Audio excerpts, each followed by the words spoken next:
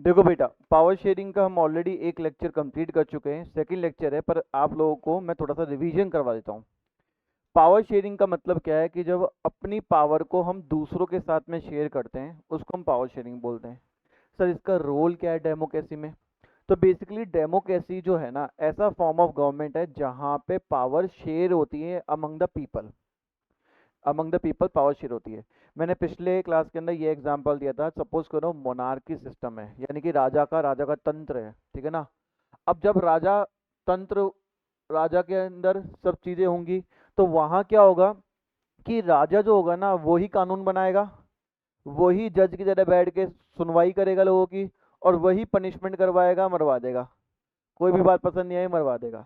तो वहां पे पावर जो है वो शेयर नहीं है, वहां जनता के हाथ में कोई पावर नहीं है, राजा के हाथ में पावर है। राजा ने जो बोला वो वहां पे कहानी होगी। पर डेमोक्रेसी फॉर्म ऑफ गवर्नमेंट के अंदर लोगों के पास में पावर होती है, जो पावर होती है वो लोग शेयर करते हैं। हालांकि अब ऑब्वियस सी बात है, सपोज करो 150 करोड़ लोग हैं अपन, सपोज करो, अभी ऑफिशियल डेटा नहीं आया है, सपोज करते हैं 150 करोड़ है। अब बोलूँ कि पावर को 150 करोड़ में बिठ दिया, सबके पास पावर है, मेरे पास पावर है, आपके पास पावर है, आपके पास पावर है। हमने बोला कि यार एक काम करते हैं, यहाँ से फ्लाई ओवर निकालते हैं। मैं चाहता हूँ कि डायरेक्टली मेरे बच्चे सीधे मेरी कोचिंग में आ जाए, आपके घर से फ्लाई ओवर निकले मेरी कोचिंग में आ जाए। आप बोलोगे सर ऐसा मत करो सर, फिर हमें टाइम कैसे मिलेगा, हम अपने दोस्तों के साथ जाते हैं, थोड़ी सी बातचीत करते हैं सर। ऐसा तो ऐसा मत करो सर। अब आपने अपनी पावर का यूज करा, मैंने भी अपनी पावर का यूज किया, मैं बोल रहा हूँ बनाओ, आप बोल रहे हो मना कर रहे हो। ऐसे 150 करोड़ लोगों की 150 करोड़ ओपिनियन होंगी, ऐसे तो देश चल नहीं पाएगा। तो हमने क्या करा, अपनी पावर जो हमने, हमारे पास पावर थी, हमने अपनी पावर को हमारे कुछ रिप्रेजेंटेटिव दे दिए कि भाई साहब आप देख लो। जैसे आमतौर पर आप ऐसा करते भी हो, सपोज करो आपके ऊपर कोई केस हो गया, सपोज कर लेते हैं ना, क्या दिक्कत है, सपोज करने में कुछ भी हो सकता है। केस हो गया, अब क्या आप चल जाओगे लड़ने के लिए कोर्ट में? आपको पता ही नहीं प्रोसीजर क्या होता है, कौन सी फाइल कहाँ जानी है, कहाँ पे क्या बोलना है क्या नहीं बोलना है। आप अपनी पावर को बोलते हो, हे भैया लॉयर भैया मेरे पास केस हो गया है, तो ये केस का देख लो यार क्या क्या है, पढ़ो आप। फिर लॉयर आपकी तरह से रिप्रेजेंट करता है, आपको रिप्रेजेंट करता है जज के सामने। सुन माया, लॉयर ये तो करता है। वैसे ही हमने अपने रिप्रेजेंटेटिव चुने हैं, जैसे कौन, अभी नरेंद्र मोदी जी, कल को कोई और बन जाएगा, पहले मनमोहन जी थे, ठीक है। तो हमने अपने रिप्रेजेंटेटिव चुने हैं, और हमने अपने रिप्रेजेंटेटिव चुनकर हमने बोला है कि हाँ भाई आप हमारा काम संभालो, आप हमारे डिसीजन लो, आप हमारे डिसीजन लो, ठीक है। जैसे राजस्थान के लोगों ने राजस्थान के रिप्रेजेंटेटिव किसको चुना? भजन लाल जी को। तो भजन लाल जी जो है वो क्या करेंगे, उन लोगों का काम करेंगे। सुन में आया आप लोगों को? जैसे लॉयर हमारा वकील का काम करके हमारे को जज के सामने रिप्रेजेंट कर रहा था ना, वैसे ही वो देश को रिप्रेजेंट करेंगे सबके सामने और आप लोगों के लिए, ठीक है। सुन में आया? अब इसमें ये होता है कि यार अब भैया अपन ने अपनी पावर को दे दिया, तो भाई साहब ये तो कल को कुछ ही कर सकता है। कल को अपन ही इनको पावर दे रहे हैं, इलेक्शन में जिता रहे हैं, और कल को आगे भाई साहब यही हमारे ऊपर से तांडव करें, तो यही हमारी वाट लगा दे। ऐसा ना हो, तो डेमोक्रेसी के 3 पिलर्स बनाए गए, 3 ऑर्गन्स बनाए गए। अब वो 3 ऑर्गन्स के नाम यहाँ पे ऊपर लिखे हुए हैं, लेजिस्लेटिव, एग्जीक्यूटिव एंड जुडिशरी। तो लेजिस्लेटिव का काम पता है क्या होता है? लेजिस्लेटिव का काम होता है टू मेक लॉ, कानून बनाना। उनका काम बस केवल कानून बनाना है, वो कानून बनाएंगे, आप लोगों के लिए कानून बनाएंगे, जो आपके हित की बात होंगी वो करेंगे, ठीक है। एग्जीक्यूटिव का काम होता है कानून का पालन करवाना। जो भी कानून बनाए भाई, पब्लिक उसको फॉलो कर रही है नहीं कर रही है, और अगर नहीं फॉलो कर रही है तो भैया कोई ना कोई तो देखने वाला होना चाहिए ना। जैसे फॉर एग्जाम्पल, आप स्कूल में गए, तो स्कूल में गए तो कानून भैया आपके घर वालों ने बना दिया, तो स्कूल जाना ही पड़ेगा, लात मार के भेजेंगे आपको, जा स्कूल जा। अब स्कूल में आप प्रॉपर यूनिफॉर्म में हो, नेल्स कटे हैं नहीं कटे हुए, बाल सही हैं, टाई सही है नहीं है, ये काम किसका है भैया? मॉनिटर वगैरह या आपके जो होंगे prefix suffix, head boy, head girl, इनके काम होंगे, ठीक है ना। इवन आपके तो अब तो फ्लोर वाले भी आने लग गए हैं ना, फ्लोर का भी आजकल कुछ हो गया है, मैं सुना था मैंने, ठीक है। तो सुन में आए आप लोगों को। और अगर मान लो आप गलती करते पकड़े गए, आप स्कूल में कुछ गलती करी, आपके बाल इधर उधर थे, आपकी टी शर्ट बाहर थी, गुंडागर्दी करते पड़े, या फिर हाँ बाथरूम में वो पटाखे फोड़ने पकड़े गए, तो तुरंत आपको पकड़ के कौन कहाँ लेके जाएगा? जज के पास, यानी मेघना और बुपी। और वो क्या करेंगे? आपकी कार्रवाई करेंगे, ठीक है। तो वो कौन हुए? जुडिशरी। यानी कानून बनाया, कानून बनाने के बाद में भैया उसको पालन कराने के लिए कुछ एग्जीक्यूटिव बॉडी होती हैं, और एग्जीक्यूटिव बॉडी जो होती हैं, अगर मान लो इनमें से कोई भी गलत करता है, आप लोग गलत करते हो, लेजिस्लेटिव गलत करता है या फिर एग्जीक्यूटिव गलत करता है, तो कौन बैठी है? जुडिशरी। कौन बैठी है? जुडिशरी। इस तरीके से पावर को डिवाइड किया गया है 3 ऑर्गन्स के अंदर। यानी एक बॉडी तो क्या करेगी? कानून बनाएगी, दूसरी बॉडी कानून को पालन करवाएगी, तीसरी बॉडी जो होगी वो न्याय करेगी, जज करेगी अगर इनके साथ में कोई गलत हुआ है तो। ऐसे हमने पावर को डिस्ट्रीब्यूट कर दिया। ये हमारे राजा के तंत्र में यानी कि मोनार्की सिस्टम में नहीं हुआ करता था, और राजा ही कानून बना दिया, बोले कि भैया नहीं, ये जो जितने भी लोग जो हैं 60 से ऊपर उसको मार दो, राजा ने कानून बना दिया, ठीक है। राजा ही इसको एक्सिक्यूट करवाता था, पुलिस वाले को बोलता था भले भाई पकड़ के लेके आओ, वाले को फांसी चढ़ाओ। और जुडिशरी भी, क्या भाई तेरी क्या परेशानी है? नहीं तू ही चोर है, तो शक्ल से लग रहा है तू चोर है, भाई चल ले। तो वहां पे तीनों पावर किसके हाथ में थी? मोनार्क के पास में। यहाँ डेमोक्रेसी में तीनों पावर को डिवाइड कर दिया गया। समझ में आया? अब आपको ये लग रहा होगा सर जुडिशरी तो बहुत पावरफुल है, क्योंकि वो लेजिस्लेटिव को भी देखेगी कि भाई कानून ढंग से बनाना नहीं बनाना। अब कल को लॉ वाले हैं, उन्होंने कानून बना दिया कि भाई साहब जिसकी भी उम्र 60 से ऊपर आ जाए उनको गवर्नमेंट जहर दे देगी। अब ये कानून बना दिया, तो जुडिशरी बोलेगा ऐसे कैसे भाई? जुडिशरी फटकार लगाएगा, कानून को बोल देगा काटो इस कानून को, नल एंड वॉइड। कानून की भाषा है नल एंड वॉइड, कि इस कानून को नल एंड वॉइड कर दो। कल को तो कुछ भी कानून लगा दो, आप कुछ भी कानून बना दो। एग्जीक्यूटिव यानी पुलिस वाले, अब पुलिस वाले कुछ भी कर सकते हैं आपके साथ में, तो कल को तो भाई साहब आपको जो पुलिस वाले जो हैं वो कुछ भी कर देंगे। तो जुडिशरी बैठा हुआ है, जुडिशरी पुलिस वाले को फटकार लगेगा, भाई तूने ऐसे क्यों किया, तूने ऐसा क्यों मारा, तूने ऐसे हाथ क्यों लगाया, तेरे राइट सही नहीं इतने, ठीक है। तो जुडिशरी तो बहुत पावरफुल होगी। तो आप ये सोचोगे भाई जुडिशरी तो बहुत ताकतवर है, तो जुडिशरी बनना चाहिए अपन को, जज बनना चाहिए अपन को। ऐसा नहीं है, जुडिशरी के ऊपर भी बेटा कहीं ना कहीं लेजिस्लेटिव और एग्जीक्यूटिव चेक रखते हैं। लेजिस्लेटिव जो है कानून बनाएगा, कानून बनाया है तभी जजेस की अपॉइंटमेंट हुई है, बिना उसके अपॉइंटमेंट हो नहीं सकती जज की। और एग्जीक्यूटिव जो होता है वो रिकमेंड करके ही सुप्रीम कोर्ट के जजेस बनाता है। प्रेसिडेंट जो होता है वो एग्जीक्यूटिव बॉडी में आता है, और एग्जीक्यूटिव बॉडी जो होती है यानी प्रेसिडेंट जो होता है ना, उसके अंडर में ही जज अपॉइंट होते हैं। सुप्रीम कोर्ट के मैं बताया था आपको 33 + 1 34 जज हैं टोटल। तो वो सारे के सारे जज जो होंगे वो किसके अंडर में आएंगे? प्रेसिडेंट के अंडर में आएंगे। जब चाहे जब जिसका टर्मिनेशन कर सकता है। तो ऐसा नहीं कि जुडिशरी भी ज्यादा पावरफुल है। अगर जज ने भी कुछ ब्राइब ली है ना, तो उसके ऊपर ही कोई बैठे है ना, हर किसी के ऊपर कोई ना कोई बैठा है, ठीक है।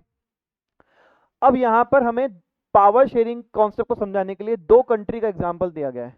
एक कंट्री है बेल्जियम, एक कंट्री है श्रीलंका। तो पहले बेल्जियम की कहानी समझते हैं। जैसे हमारे अगर देश में आपको समझना हो तो हम समझेंगे भाई यहाँ पे कौन रहते हैं, कौन से कास्ट के लोग हैं, कौन से रिलीजन के लोग हैं। वैसे ही हम पढ़ेंगे बेल्जियम के बारे में कि बेल्जियम के अंदर कौन कौन से कास्ट के लोग हैं, या कौन कौन सी रेस के लोग हैं, कौन से एथनिक को बिलोंग करते हैं, क्या है। तो बेल्जियम का ये नक्शा दिख रहा है। बेल्जियम की आसपास की कंट्रियां पढ़ेंगे, जैसे हमारी आसपास की कंट्रियां क्या है? पाकिस्तान, अफगानिस्तान, चाइना, नेपाल, बांग्लादेश, श्रीलंका पैरों में, मालदीव नीचे। ये सारी कंट्री आसपास की कंट्री है। वैसे ही बेल्जियम की जो कंट्री है ना बेटा, आसपास की कंट्री वो कौन कौन सी है?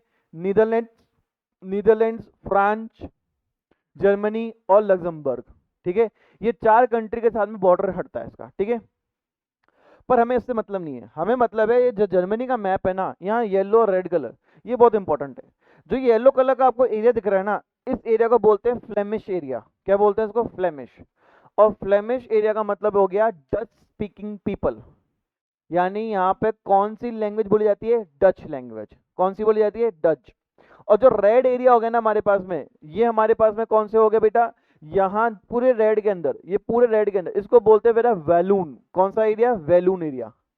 बेटा ये वाला तो हो गया फ्लेमिश, FLEMISH, फ्लेमिश। और ये तो रेड कलर वाला एरिया हो गया, ये हो गया वैलून। और यहाँ पे कौन सी लैंग्वेज बोली जाती है? फ्रेंच। यहाँ पे कौन सी? फ्रेंच, ठीक है। अगर हम बात करें बेटा पूरे इस जर्मनी के अंदर, ये जर्मनी इतना बड़ा नहीं है, अपनी हरियाणा स्टेट जानते हो ना, उससे छोटा है ये, हरियाणा स्टेट से भी छोटा है, ठीक है। तो ये नेशन जो है ना हमारे पास में, इसमें 2 एरिया हमने बांट दिए। एक तो हमने येलो कलर का दिखा रखा है फ्लेमिश एरिया, एक हमने दिखा रखा है वैलून एरिया।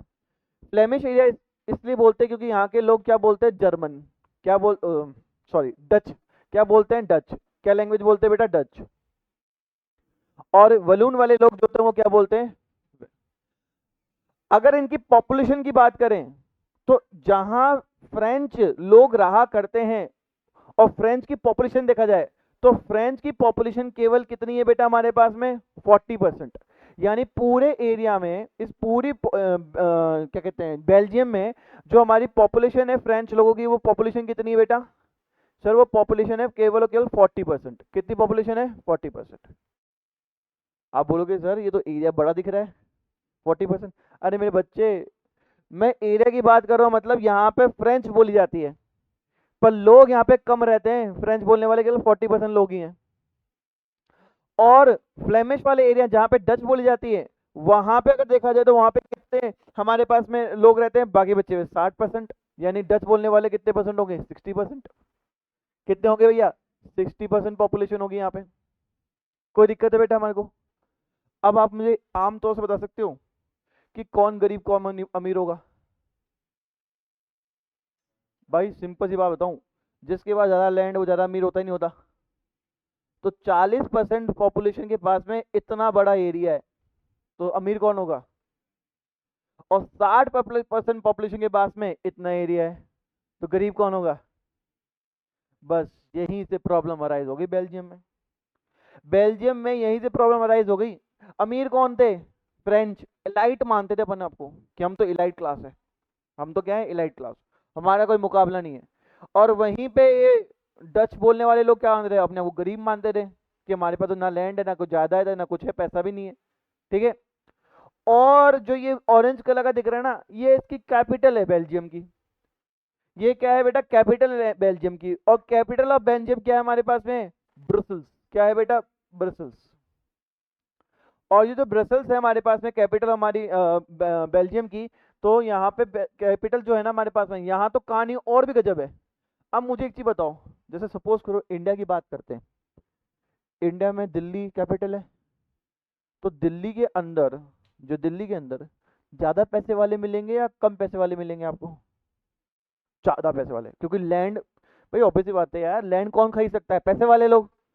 तो यहाँ तो ब्रुसेल्स से कैपिटल है, कैपिटल तो भाई साहब महंगी होती है। तो यहाँ तो और बुरा हाल है, यहाँ 80% पॉपुलेशन किसकी है? फ्रेंच वालों की, क्योंकि भैया अमीर हैं ये लोग, प्रॉपर्टी खरीद के बैठे हैं। और 20% किसकी है पॉपुलेशन? डच वालों की। और रह किसके एरिया में रहे? समझ में आ गया आपको? कोई दिक्कत है? रहे डच वाले एरिया में रहे, कैपिटल में, पर रहे 80% पॉपुलेशन के साथ में रहे, और केवल 20% यहाँ पे डच के लोग हैं। समझ में आ गया आप लोगों को? अब यही प्रॉब्लम है अमीर गरीब। डच वाले लोग बोलते हैं अरे भैया ये अमीर पता है कैसे बने? ये अमीर इसलिए पढ़े हैं क्योंकि सरकारी योजनाओं का सारा बेनिफिट, एजुकेशन का बेनिफिट सब कुछ किसको मिला है? फ्रेंच को मिला है, हमें कुछ ना मिला। भाई हर गरीब की यही कहानी है ना, चाहे इंडिया में देख लो चाहे बाहर देख लो। हर कोई ये बोलता है कि यार सामने वाले को ज्यादा मिला है, सामने वाली कम्युनिटी को बेनिफिट मिलते हैं, भाई हमें तो कुछ मिलता ही नहीं है। और यही कहानी इधर है कि भैया टेंशन क्या है? तो टेंशन में ये है कि जो माइनॉरिटी फ्रेंच स्पीकिंग कम्युनिटी है वो हमेशा पावरफुल रही है और रिच रही है। इतिहास में देखो तो वो रिच और पावरफुल रहे, जिसके कारण जो डच स्पीकिंग पीपल है वो गुस्सा हो गए। उनको ये लगता है कि जो भी हमारे कंट्री में इकोनॉमिक डेवलपमेंट हुआ ना और एजुकेशन हुई है वो उनको बहुत बाद में मिली है, पहले फ्रेंच वालों को मिली है। उनका ये मानना है कि फ्रेंच पीपल जो है उन लोगों को जो बेनिफिट मिले हैं ना वो हमें बाद में मिले हैं, पहले लोगों को मिले थे। इस कारण से ये लोग तो भैया बहुत रिच हो गए और हम लोग जो है वो बहुत पुअर हो गए। समझ में आया कंडीशन? कोई दिक्कत वाली बात है इसके अंदर? तो ये टेंशन जो थी ना बेटा बहुत बढ़ती गई। और ज्यादा टेंशन और कहाँ थी बेटा? ब्रसल्स में, क्योंकि ब्रसल्स में तो बेटा 80% ऑफ पॉपुलेशन किस में थी? फ्रेंच की थी। 20% किसकी थी? हमारे डच स्पीकिंग लोगों की थी। और एरिया कौन सा था? वैल्यू अपना फ्लेमिश एरिया, ठीक है, डच वाला एरिया, ठीक है। तो कहीं ना कहीं यहाँ पे सोशल डिस्पैरिटी जो है ना अराइज हो गई। डच वाले जो हैं वो फ्रांस वालों को पसंद नहीं करते, बोले तो क्यों आ गया? और फ्रांस वाले बोले हम तो एलाइट है, we don't care about you. ठीक है। इस तरीके से क्या हो गई, आपस में दोनों कम्युनिटी के बीच में डिस्पैरिटी हो गई। लोग आपस में एक दूसरे के साथ में आर्ग्यूमेंट और देखना पसंद नहीं करते, डिस्पैरिटी क्रिएट हो गई। कब हुई थी बेटा? 1950 और 1960s में। कोई दिक्कत है बेटा? कोई परेशानी? तो एक तो ये कहानी हो गई अपनी किसकी, बेल्जियम की।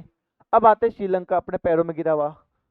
अब श्रीलंका की बात करें तो बेटा इसका भी मैप देखो, श्रीलंका की कहानी समझो। श्रीलंका में मुश्किल से लगभग 2 करोड़ लोग रहते हैं, 2 करोड़ लोग के आसपास रहते हैं। और श्रीलंका के अंदर देखो बेटा थोड़ा सा कॉम्प्लेक्स क्या है कि श्रीलंका के जो लैंग्वेज है वो लैंग्वेज है सिन्हलीज। कौन सी लैंग्वेज है बेटा? सिन्हलीज। देखो यहाँ मिल जाएगा सिन्हला स्पीकर। और कितने लोग हमारे सिन्हला लैंग्वेज को बोलते हैं? 74% of the population speak Sinhala language. ठीक है, बाकी 18% कौन से लैंग्वेज बोलते हैं? तमिल। ऐसा तमिल कहाँ करके सर वहां पे? अरे मेरे बच्चे तमिल इससे चलेगी क्योंकि भारत बहुत बगल में है, तमिलनाडु बहुत बगल में है। ठीक है, अब तमिल के अंदर भी दो चीजें हैं। जो तमिल बोलते हैं वो तो कुछ ऐसे हैं जो श्रीलंका नेटिव्स हैं, मतलब जो श्रीलंका में ही रहा करते थे, श्रीलंकन तमिल्स बोलते हैं उनको हम। और कुछ ऐसे हमारे पास में है जो इंडियन तमिल्स हैं। समझ में आया आप लोगों को? भाई Tamil is a very old language, Tamil बहुत पुरानी लैंग्वेज है। तो जो हमारे पास में तमिल स्पीकर हैं उसमें से कुछ तो ऐसे हैं जो श्रीलंका के तमिल्स हैं, मतलब they belong to the Sri Lanka country only. And Indian Tamils are those people जिनके फोर फादर कॉलोनियल पीरियड के अंदर इंडिया से, तमिलनाडु से कहाँ चले गए? Sri Lanka, as a plantation worker. खेती बाड़ी करने के लिए कहाँ चले गए भैया? श्रीलंका। अरे भैया हम बहुत दूर दूर गए हुए हैं। एक पता है आपको, एकदम नक्शा बिल्कुल क्रॉस कर दो, मतलब एकदम बिल्कुल वहां पे एक आइलैंड है, फिजी आइलैंड। वहां की 90% पॉपुलेशन जो है इंडिया इंडिया की है। वहां पे हिंदी बोलते हैं लोग, घूमने की बहुत अच्छी टूरिस्ट जगह है वो। बहुत दूर है फिजी आइलैंड, बहुत दूर, पैसिफिक ओशन में एकदम अकेला पड़ा हुआ है। ठीक है, तो हम तो वहां पे भी चले गए थे प्लांटेशन वर्कर, वहां पर रबड़ का प्लांटेशन वर्कर हम लोग ही थे। समझ में आ गए? तो वैसे ही ये तो बिल्कुल बगल में इंडिया के, पैरों में गिरा पड़ा है। तो गिरा हुआ पड़ा है तो भैया यहाँ के जो इंडियन इंडियन जो लोग थे वो कॉलोनियल पीरियड के अंदर यहाँ पे प्लांटेशन वर्कर के तौर पे यहाँ पे आ गए। और फिर यहीं पे फैमिली बसा ली उन्होंने, और यहीं पे फैमिली बस गई तो भाई अब यहीं पे रह गए। समझ में आ गया आप लोगों को? तो यहाँ पे देखो जो तमिल बोलते हैं उनके दो ग्रुप है। एक तो श्रीलंकन तमिल्स, जो कि कहीं ना कहीं बेटा हमारे श्रीलंका के ही रहने वाले निवासी थे, natives of Sri Lanka. Natives of Sri Lanka मतलब श्रीलंका के ही रहने वाले निवासी। ठीक है, जो लगभग 13% है, जो लगभग कितने 13% है। और इंडियन तमिल्स जिनके कहीं ना कहीं बाप दादा वगैरह सब इंडिया से आ गए एज अ प्लांटेशन वर्कर। कब? जब ब्रिटिश रूल चल रहा था। तो उनको वो कितने हैं? 5%। यानी श्रीलंका तमिल 13% है, ये 5% है। कोई दिक्कत है बेटा? अगर आपको मैप में देखना है तो ये श्रीलंका का मैप है। अगर श्रीलंका का मैप में देखोगे तो आपको जहां जहां रेड कलर का, डार्क रेड कलर का एरिया दिख रहा है ना, वहां तो है इंडियन तमिल्स। क्या है वो? Indian Tamils. वहां तो क्या मिलेगा आपको? Indian Tamils. ठीक है, और जहां पे हमारा ऑरेंज कलर का एरिया है, जहां हमारा ऑरेंज कलर का एरिया है वो है श्रीलंकन तमिल्स। वो क्या है हमारा? श्रीलंकन तमिल्स। और जो येलो कलर का एरिया है वो एरिया जो है वो सिन्हलीज पीपल का है। ठीक है बेटा, कोई दिक्कत है? अगर मैं आपको बोलूं ना कि सिन्हलीज में भी कौन सी कास्ट के थे, कौन से रिलीजन को फॉलो किया करते थे, तो सिन्हलीज पीपल में ज्यादातर रिलीजन के लोग कौन थे? बुद्धिस्ट। ठीक है ना? और देखा जाए तो तमिल्स के अंदर कौन लोग थे? हिंदू और मुस्लिम्स। कौन थे? मुस्लिम। इसके अलावा थोड़ी बहुत पॉपुलेशन क्रिश्चियंस की थी, जो कि कुछ पॉपुलेशन तमिल बोला करती थी, है ना? क्रिश्चियंस की कुछ पॉपुलेशन तमिल बोला करती थी और कुछ सिन्हला बोला करती थी। ठीक है बेटा? अब क्रिश्चियंस कैसे आ गए? तो बेटा Sri Lanka was also colonization of Britishers, Britisher का कॉलोनाइजेशन था, इसलिए यहाँ पे भी आ चुके बेटा हमारे पास में। ठीक है, कोई दिक्कत है बेटा? सर यहाँ पे प्रॉब्लम क्या हुई? तो यहाँ तो बेटा बहुत खतरनाक प्रॉब्लम हुई, बहुत खतरनाक, बहुत ज्यादा खतरनाक। यहाँ पे पता क्या हुआ? जो सिनेरा लोग थे ना, वो ये बोले यार हम तो 74% है, और ये कहाँ से आ गए तमिल बोलने वाले, ना तो हमारी लैंग्वेज बोलते हैं ना कुछ बोलते हैं। ये एक्चुअल में यहाँ के रहने वाले लोग ही नहीं है। तो उनके मन में ये आया, उनके मन में ये आया कि यार इन लोगों को क्यों हम इतना कुछ दे रहे हैं हमारे देश के अंदर, इनको तो कोई मतलब ही नहीं है, ये तो कीड़े मकोड़े हैं, इनको छोड़ो। तो वहां पर एक सोच डेवलप हुई, और उस सोच को बोलते हैं मेजोरिटेरियनिज्म। जहां पे मेजोरिटेरियनिज्म का मतलब ये होता है कि मेजोरिटी की लोगों की सोच ये बन चुकी थी कि भैया हमारी कम्युनिटी यहाँ पे रहनी चाहिए, दूसरे का नुकसान होता रहे। उस कॉन्सेप्ट को बोलते हैं अपन।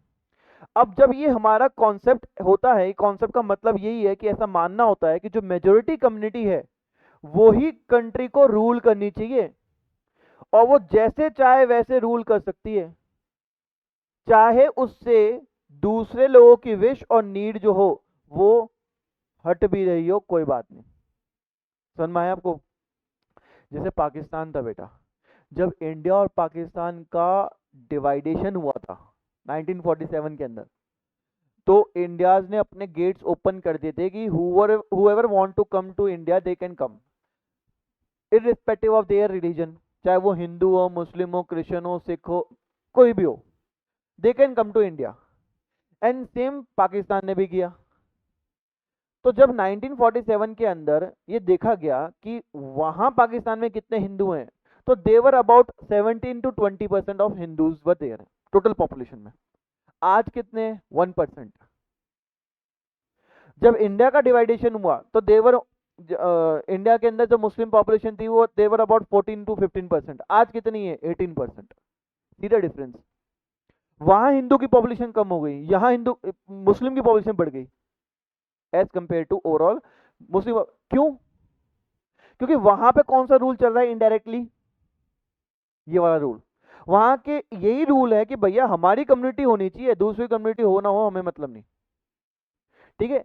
और वो अपने कॉन्स्टिट्यूशन में भी ये लिखते हैं कि Pakistan is a Islamic country. क्या हमने कभी ऐसा लिखा कि इंडिया इज अ सनातनी कंट्री? नहीं लिखा। समझ में आया आप लोगों को? सो वहां क्या दिमाग में आया श्रीलंका के लोगों को कि यार श्रीलंका में जो सिनलीज लोग थे वो बोले कि यार क्यों इन लोगों को रूल करवाना, हम रूल करेंगे, और इस तरीके से रूल करेंगे जैसा चाहे हम वैसा रूल करेंगे, हम अपनी कम्युनिटी को बढ़ाएंगे, इनकी कम्युनिटी को जो है नुकसान हो तो हो। ये थिंकिंग डेवलप हो गई। ये बहुत डेंजर थिंकिंग है। क्या बताओ, इनकी थिंकिंग पावर शेयर करने की थी क्या? नहीं। अगर पावर शेयरिंग करते तो मेजोरिटी जो था वो माइनॉरिटी के साथ में हाथ मिला के पावर शेयर करता ना। नहीं करा इन्होंने।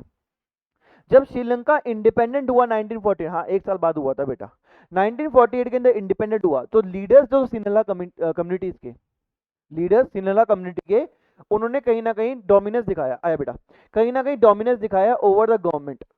यानी गवर्नमेंट बनाई उन्होंने, और गवर्नमेंट के अंदर क्या करा, मेजोरिटी ये लोग हो गए।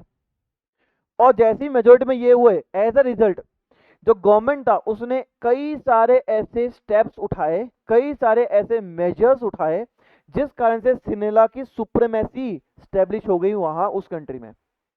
सिनेला की सुप्रीमेसी कि भैया यहाँ पे अगर रहना है तो हमारे हिसाब से चलना पड़ेगा, नहीं तो तुम जाओ यहाँ से।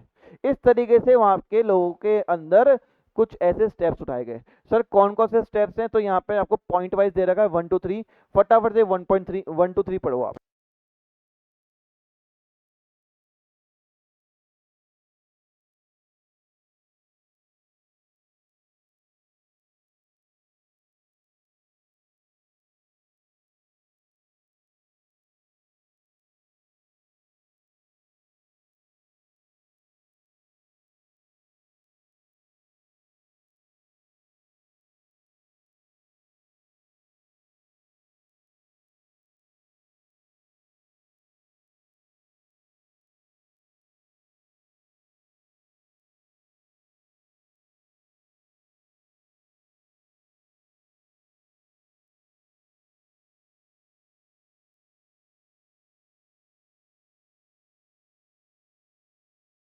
हाँ भाइयों, पढ़ा आप लोगों ने? तो जैसे ही मेजोरिटी गवर्नमेंट बनी, इन लोगों की सिनेला लोगों की मेजोरिटी बनी, तो इन्होंने कुछ ऐसे स्टेप्स उठाए जिस कारण से इन्होंने कहीं ना कहीं स्टेब्लिश कर दिया कि भैया चलना है तो हमारे साथ चलना पड़ेगा, नहीं तो तुम भाड़ में जाओ। पहला, 1956 में एक एक्ट लाया, एक्ट मतलब कानून लाया, कानून को पास किया गया जहां पे बोला गया सिनेला जो है एकमात्र ऑफिशियल लैंग्वेज है। सर ये कौन सी बड़ी बात हो गई? सर बहुत बड़ी बात है, बहुत बड़ी बात है ये, मजाक से नहीं कह रहा हूँ, बहुत बड़ी बात हो गई। आप खुद सोचो, मैं आपको समझाता हूँ। जैसे सपोज करो इंडिया में अगर ऐसा हो जाए कि इंडिया में बोला जाए कि Hindi is the official language, कभी नहीं है हमारी, क्या कोई ऑफिशियल लैंग्वेज है? नहीं, हमारी कोई ऑफिशियल लैंग्वेज नहीं है। अब बोल दे गवर्नमेंट कि Hindi is the official language, दंगे हो जाए साहब, साउथ इंडिया में दंगे हो जाए, बोले ऐसे कैसे बोल दिया, क्यों? क्योंकि अगर हिंदी ऑफिशियल लैंग्वेज है ना, तो जितनी भी गवर्नमेंट स्कीम्स हैं वो सब हिंदी में प्रिंट होगी, कोई वहाँ पे कुछ नहीं होगा। जितनी भी गवर्नमेंट के अंदर ऑफिस में काम होता है वो हिंदी में ही होगा, ना इंग्लिश में होगा, ना नेटिव लैंग्वेज में होगा। आप चल जाओ पंजाब, वहाँ पे तो ढाबों में पंजाबी में नाम लिखा होता है। गुजरात में चल जाओ, गुजरात में नाम लिखा होता है। गवर्नमेंट ऑफिस के अंदर हिंदी, इंग्लिश, और जिस स्टेट में नाम है ना उस स्टेट की लैंग्वेज में नाम लिखा होगा। अगर तमिल में होगा तो तमिल में नाम लिखा होगा, तेलंगाना में होगा तो आपका नाम उस तेलंगाना लैंग्वेज में होगा। हर किसी में अपना अपना लैंग्वेज का नाम होता है, सरकारी ऑफिस में काम बंद हो जाएंगे, और इवन आप लोगों का भविष्य भी खतरे में हो जाएगा। मान लो सपोज करो आप लोग बिलोंग करते हो असम से, तो असम के लोग बोडो लैंग्वेज बोलते हैं, बोडो। अब बोडो लैंग्वेज है आपका, आपने हिंदी की जीवन में बोली नहीं, ना पढ़ी, अब आपको सरकारी नौकरी चाहिए, गवर्नमेंट ने बोला ऑफिशियल लैंग्वेज क्या है? हिंदी है, तो आपका पेपर हिंदी में आएगा।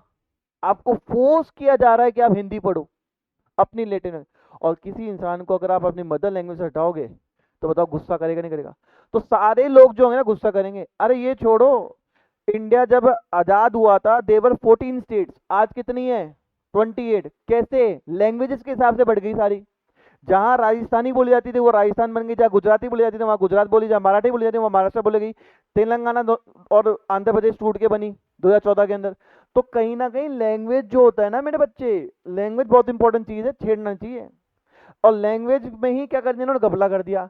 बोला कि आज से सिन्हला लैंग्वेज है। हम मानते ही नहीं तमिल को कि तमिल कोई लैंग्वेज है।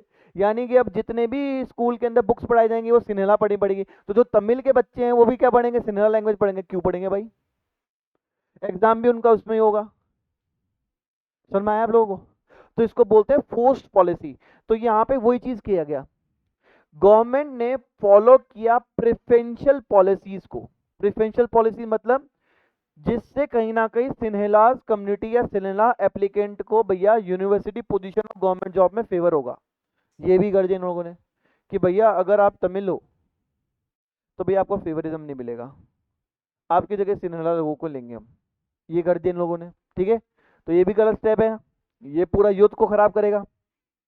और इसके अलावा एक नया कॉन्स्टिट्यूशन बनाया गया, और नए कॉन्स्टिट्यूशन में लिखा गया कि जो हमारी श्रीलंका है वो केवल और केवल प्रोटेक्ट करेगी और केवल प्रमोट करेगी बुद्धिज्म को, नॉट हिंदू, नॉट मुस्लिम, जो कि तमिलियंस थे। तो यहां साफ लिख दिया, हमारे कॉन्स्टिट्यूशन में लिखा हुआ ही नहीं देयर इज नो, हमारी हमारे यहाँ पे कोई भी ऑफिशियल रिलीजन नहीं है। हमारे इंडिया में there is no official religion, we recognize all the religion, हम सारे रिलीजन को मानते हैं। कल को आप चाहो तो भैया मैं तो हुला हुला करके एक रिलीजन को फॉलो करूंगा, तो आपका कॉन्स्टिट्यूशन आपको पावर देता है कि आप अपना चाहे तो जो चाहे रिलीजन निकालो, बस हार्म नहीं होना चाहिए कम्युनिटी को। आप अपना कोई भी रिलीजन निकाल सकते हो, ठीक है। वैसे ही बेटा यहाँ पे क्या बोल दिया स्टेट ने कि भैया हम तो केवल बुद्धिज्म को जानते हैं, हमें ना मतलब है हिंदू कौन है, मुस्लिम कौन है, क्रिश्चियन कौन है। बताओ है कि नहीं गड़बड़ बात? इसी मेजर्स के कारण में वहां पे और लोग जो हो गए वो डिस्कनेक्ट हो गए, और जो लोग हो गए वो डिसहार्टन हो गए, और उनके मन में गुस्सा पनपने लगा। जितने भी गवर्नमेंट मेजर थे धीरे धीरे क्या हुआ, इनके अंदर कहीं ना कहीं फीलिंग ऑफ एलियनेशन जनरेट होने लगी among the Sri Lankan Tamils. Alienation मतलब कि उनको ऐसा लगने लगा कि यार ये देश हमारा है भी या नहीं है, हम अपने देश में एलियन जैसा फील कर रहे हैं। समझ में आया आप लोगों को? कोई दिक्कत है? उनको ये लगा कि दे फेल्ट दैट, उनको ये लगा कि भाई हमें सपोर्ट करने के लिए कोई मेजर पॉलिटिकल पार्टी है ही नहीं, क्योंकि जितनी भी पॉलिटिकल पार्टी है वो सिनेमा लीडर्स बनाते हैं, तो हमारे पास तो कोई पार्टी है नहीं। और ये बात बिल्कुल सच है, अगर आपको अपनी आवाज उठानी है तो you have to be in some times of association. अकेला आदमी कहाँ तक आवाज उठा लेगा? आपके पास लोग हो, झुंड हो, पावर होगी, ठीक है।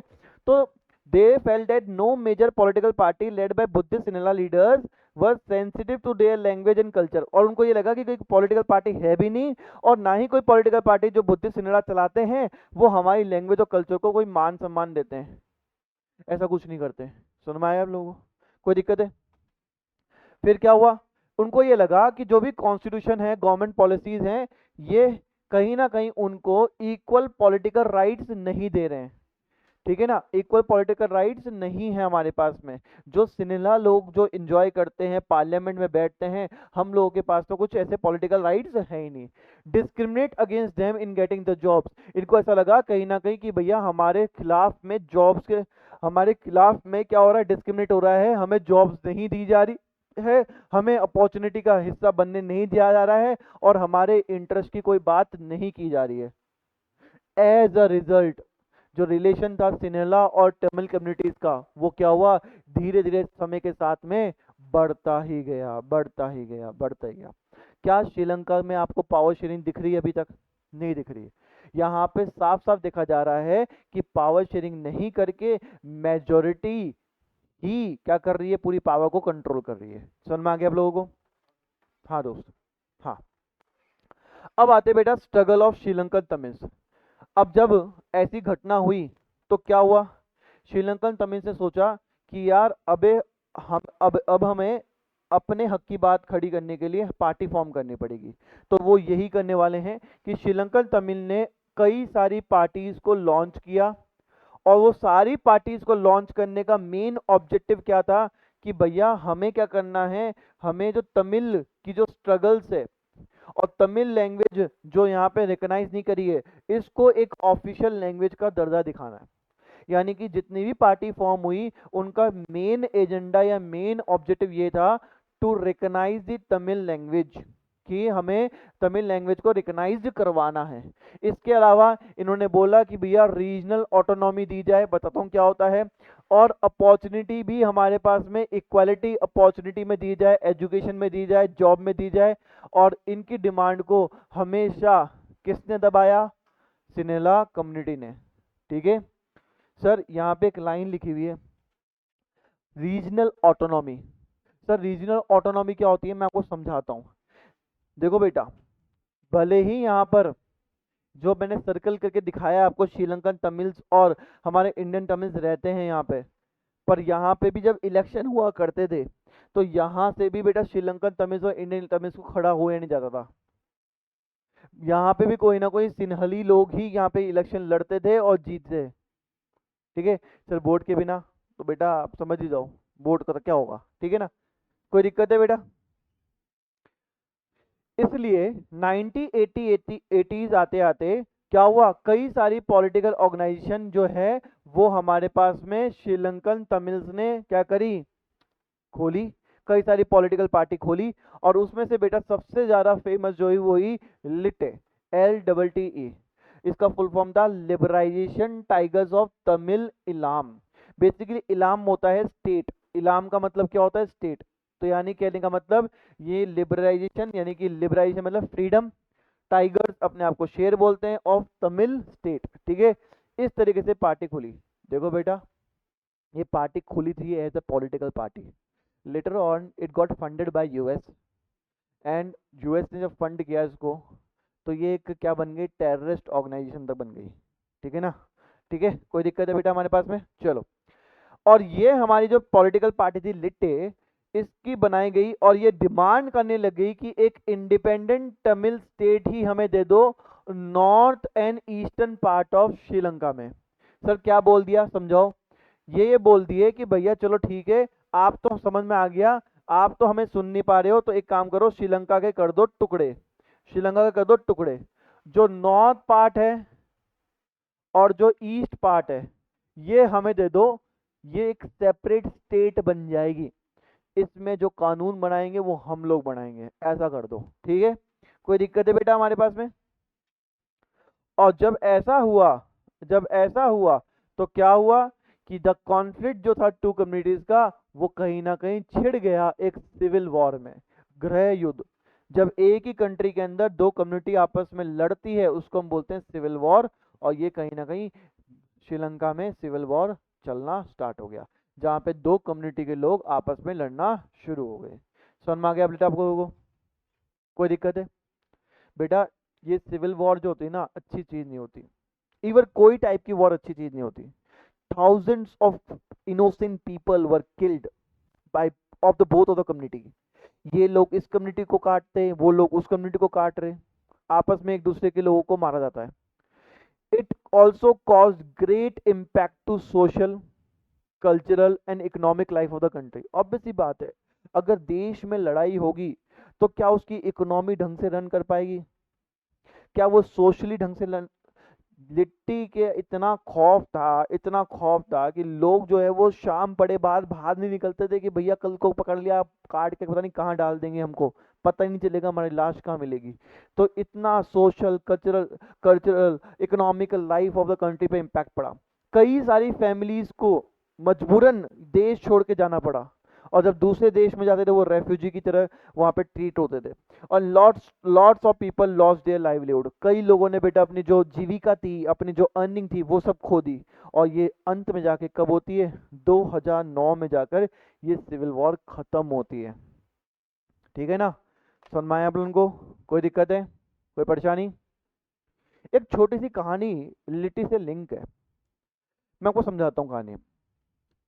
इंदिरा गांधी की मौत उनके ही दो बॉडीगार्ड, सिख बॉडीगार्ड ने की थी। ये तो आपको पता ही होगा इंदिरा गांधी की मौत क्यों हुई थी। है तुम लोगों को नहीं पता? भारत में रहते हो ना तुम लोग।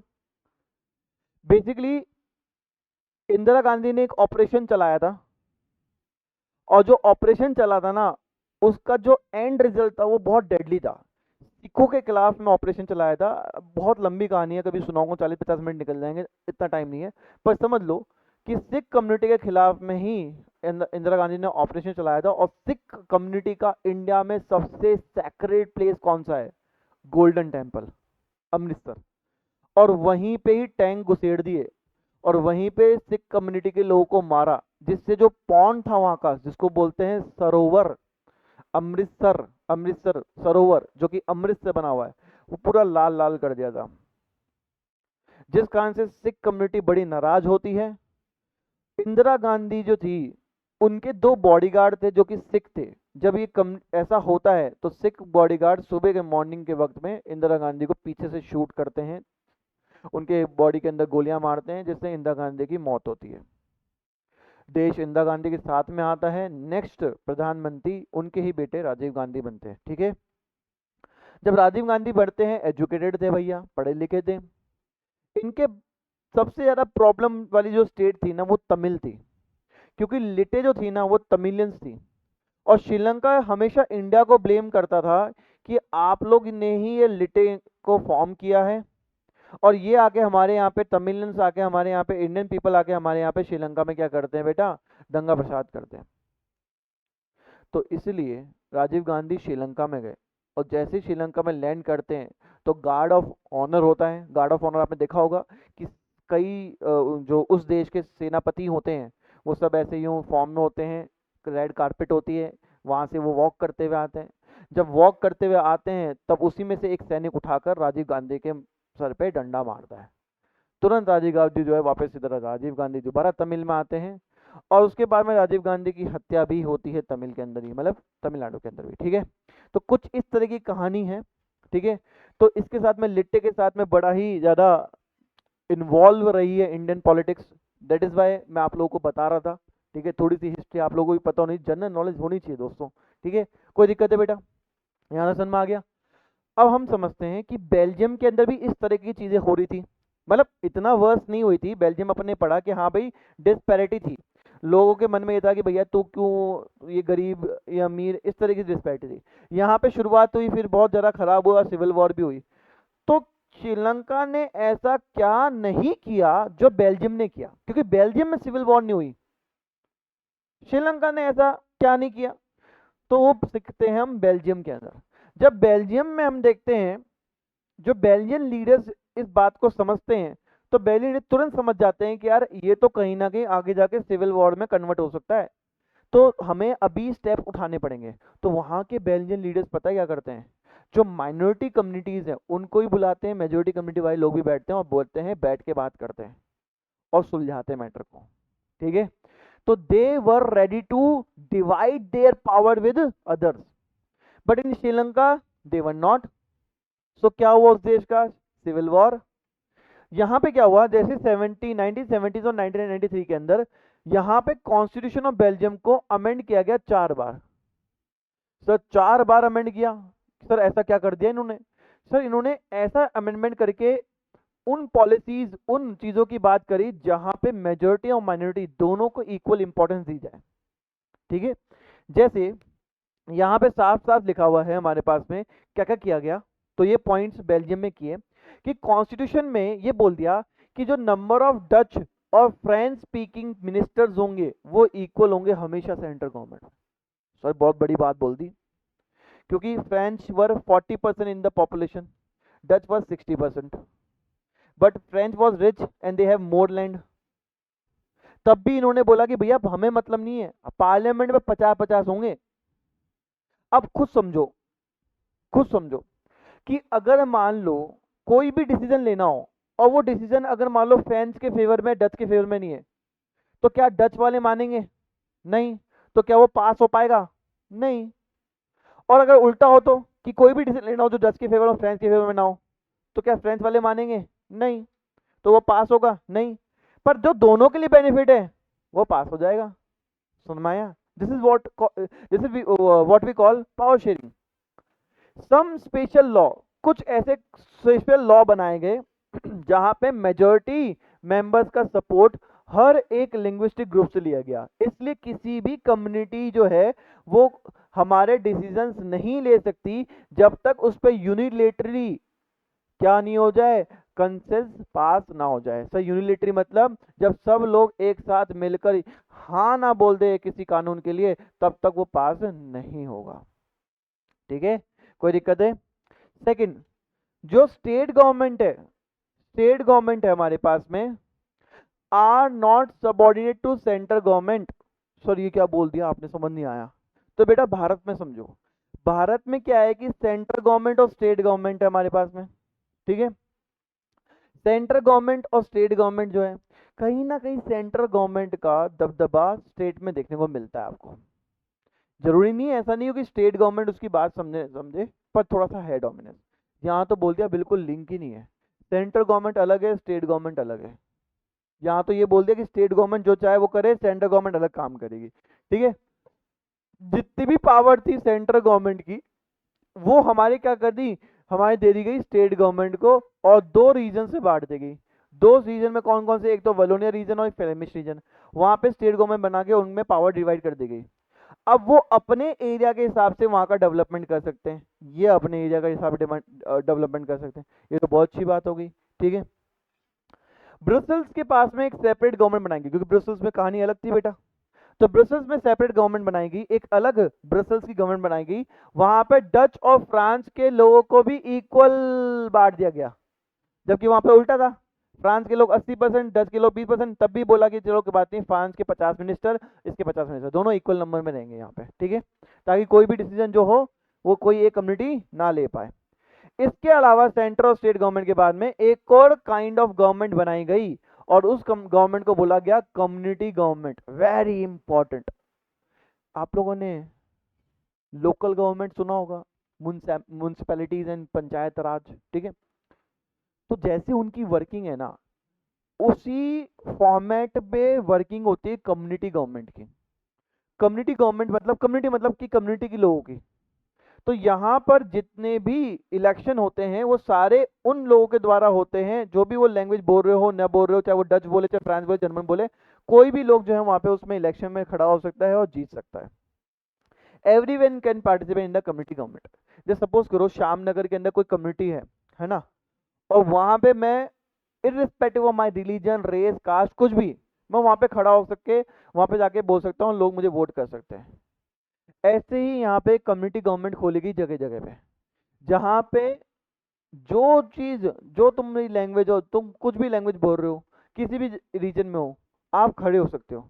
अब इससे क्या होगा कि चाहे बढ़िया हमारा वलोनिया एरिया हो, चाहे हमारा फ्लेमिश एरिया हो, वहाँ की गवर्नमेंट के अंदर कोई भी आ सकता है।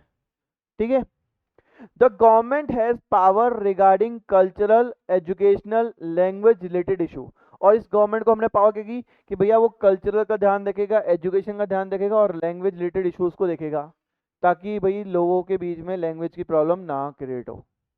समझाया? तो यहाँ पे ब्रसल्स ने इतना अच्छी तरीके से इस सिचुएशन को हैंडल किया कि ब्रसल्स का एग्जाम्पल हमारे अब बुकों में बोलता है बेटा। इसका जो मॉडल था बेल्जियम का, वो इतना अच्छा मॉडल था कि इसने लड़ाई होने से बचा लिया। और क्योंकि इसने लड़ाई होने से बचा लिया, तो कहीं ना कहीं ब्रसल्स को हेडक्वार्टर बनाया गया यूरोपियन यूनियन का। आपको पता है यूरोपियन यूनियन के अंदर 26 कंट्रियाज हैं, 27 कंट्री हुआ करती थी, पर ब्रिटेन ने यहाँ से एग्जिट ले लिया है, ब्रिटेन यहाँ से निकल चुका है। तो अब यूरोपियन यूनियन में कितनी हैं, 26 कंट्रियां हैं। और उस 26 कंट्रियों का जो हेडक्वार्टर बनाया गया वो ब्रसल्स में बनाया गया, क्योंकि ब्रसल्स का मॉडल बहुत अच्छे से वर्क किया। इसने दो ग्रुप में होने वाली लड़ाई को पहले ही भाप कर और पहले ही सुलटारा कर लिया। और किस तरीके से सुलटारा किया, आपस में पावर को शेयर करके। और जब अपन पावर को शेयर करते हैं तो जो होने वाले जो कॉन्फ्लिक्ट्स होते हैं ना, वो क्या होते हैं, खत्म हो जाते हैं। समझ में आ गया बेटा अपन को, कोई दिक्कत है? श्रीलंका नहीं कर पाया था, तो श्रीलंका के तो भैया बड़े हालत खराब हो गई। इन्होंने आराम से कर लिया, तो ये तो बल्ले बल्ले हो गई इनकी, कोई दिक्कत वाली बात है? चलो, अब हमारे पास में डायरेक्टली सीबीएसई क्वेश्चन पूछता है, directly, why power sharing is desirable? क्यों पावर शेयरिंग होनी चाहिए? डायरेक्टली क्वेश्चन पूछता है, बिना किसी उफ और अफ के आपको डायरेक्टली ये आंसर लिखने बेटा कि पावर शेयरिंग क्यों है। तो बेटा आपकी टेक्स्ट बुक के अंदर इसको बहुत ही ज़्यादा दो अच्छे शब्द यूज करके इसको कैटेगराइज कर रखा है। हमने बोला there are two reasons power sharing क्यों करनी चाहिए, उसके दो रीजंस हैं। एक, first prudential reason, second moral reason. पहला है प्रूडेंशियल रीजन, और प्रूडेंशियल रीजन में ये पॉइंट्स दे रखे हैं। क्या बोल रखा है, ध्यान से सुनना। It emphasizes that power sharing will bring out better outcome। ये माना जाता है कि है ना कि पावर शेयरिंग से अच्छे रिजल्ट्स आएंगे, बेटर आउटकम आएंगे। आप देख भी सकते हो ब्रसल्स में कोई लड़ाई नहीं हुई, इकोनॉमी बूम करी, सब कुछ सोशल वोशल सब आराम से राजी खुशी रह के रहे। वहां पे वो 2009 तक तो भैया सिविल वॉर में लड़ते गए, और अभी भैया वो लड़ रहे हैं बुरी तरीके से उसके लिए। वहाँ की गवर्नमेंट के अंदर बहुत सारा करप्शन है। वहाँ की एक ही फैमिली फाइनेंस मिनिस्टर है, एक ही फैमिली में प्राइम मिनिस्टर है, प्रेसिडेंट है, सारी फैमिली वाले सब पोजीशन में, राजा पक्ष है, ठीक है। तो बड़ा प्रॉब्लम है वहाँ पे, ठीक है। तो यहाँ पे ये बोला गया है कि पावर शेयरिंग जो है ना बहुत अच्छे रिजल्ट लेके आएगी। पावर शेयरिंग इसलिए अच्छी है क्योंकि यहाँ पे कहीं ना कहीं कॉन्फ्लिक्ट्स होने की पॉसिबिलिटी कम हो जाती है, रिड्यूस हो जाती है दो सोशल ग्रुप्स के बीच में। और क्योंकि सोशल कॉन्फ्लिक्ट जो है कहीं ना कोई वॉयलेंस क्रिएट करती है और पॉलिटिकल इंस्टेबिलिटी भी क्रिएट करती है, इसलिए बेटा हमारी पावर शेयरिंग अच्छी है। This is the prudential reason. हम यहाँ पर है ना तर्क वितर्क कर रहे हैं। जैसे मैं आपसे पूछूं चॉकलेट खाना अच्छा क्यों है, तो आप तर्क वितर्क करते हो, आप है ना उसके पीछे साइंस बता दो। सर चॉकलेट खाना इसलिए अच्छा है क्योंकि सर चॉकलेट से हमारा मूड अच्छा हो जाता है, वी फील हैप्पी बिकॉज हमारी बॉडी में हैप्पी हॉर्मोन्स रिलीज होते हैं। वैसे हम यहाँ बता रहे हैं कि पावर शेयरिंग अच्छा क्यों है, तो कि पावर शेयरिंग इसलिए अच्छा है क्योंकि पावर शेयरिंग से अच्छे आउटकम आते हैं। पावर शेयरिंग जो होता है ना कहीं जो पॉसिबल सोशल ग्रुप्स के कॉन्फ्लिक्ट का वॉर हो जाती है या फिर कॉन्फ्लिक्ट होता है, उनको रिड्यूस कर देता है, इसलिए बेटर है। दूसरा, पावर शेयरिंग एक बहुत अच्छा तरीका है जिससे हम कहीं ना कहीं पॉलिटिकल ऑर्डर की स्टेबिलिटी को क्या कर सकते हैं, श्योर कर सकते हैं। वेरी इंपॉर्टेंट बेटा, अगर कोई कंट्री डेमोक्रेटिक है और डेमोक्रेटिक होने के बाद में अगर कंट्री अगर पॉलिटिकल इनस्टेबल है ना, वो कंट्री ग्रो नहीं कर सकती। Best example Pakistan. आज तक उस कंट्री के अंदर कब से इंडिपेंडेंट हुआ है, वो भी जब इंडिपेंडेंट हुआ हम भी हुए हैं। आज तक उस कंट्री के अंदर किसी भी प्रधानमंत्री ने अपने 5 साल का कार्यकाल पूरा नहीं किया, आज तक का रिकॉर्ड है। या तो पहले उससे पहले जेल हो जाती है उसको, या पहले ही मर जाता है वो, मतलब मर जाता है मतलब मरवा देते हैं उसको, कहीं उठवा देते हैं उसको, कभी आर्मी तख्ता पलट कर देती है वहां की। क्यों? क्योंकि पॉलिटिकल इंस्टेबिलिटी कभी भी देश को ग्रो नहीं कर सकती। आज देख लो पाकिस्तान का हाल क्या है, समझ में आया आप लोगों को? तो पावर शेयरिंग एक अच्छा तरीका है क्योंकि कहीं ना कहीं पॉलिटिकल ऑर्डर की स्टेबिलिटी बनी रहती है। Imposing the will of majority community over the other, ये एक बेटर ऑप्शन लगता तो है, बट ये लॉन्ग रन के अंदर ये कंट्री की यूनिटी को खेड़ता है। ये बात बिल्कुल सही है और ये लाइन आपको एज इट इज चिपकानी है।